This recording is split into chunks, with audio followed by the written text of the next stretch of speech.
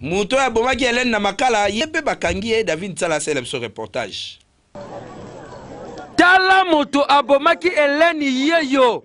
Mwana mwasi oyo babomaka na commune ya Makala na quartier Bagata zalaki na zemi ya 8 mois bakangi criminel yango na la police ya Makala bakangi après 3 mois ya recherche ti bayako retrouver tata oyo bayaka koyiba face ya kabine téléphonique moko mwana mwasi akufi Hélène amonaka bango na kanda na longo Hélène yebaka bango ndeko ya betaka masasi nde babomaka ye la police ekangi ye boka wa commandant oyo ndenge azali ko expliquer. Ça fait 2 semaines passées, on a eu la télévision que Babomaki, maman mon a zémi à niveau de café, mon boulot. Alors, pour ça, c'est fort Noël et récupérer mon frère. Moi, Bango, tout déjà mon bétail m'a fait. Les 2 autres ont déjà pesté quelque part. Je vois les 6 tours, 80% à qui compris. Moi, je m'en bien, c'est Kangi, c'est un Makala, dans le sport. Nous sommes ça normal. Moi, tu bien.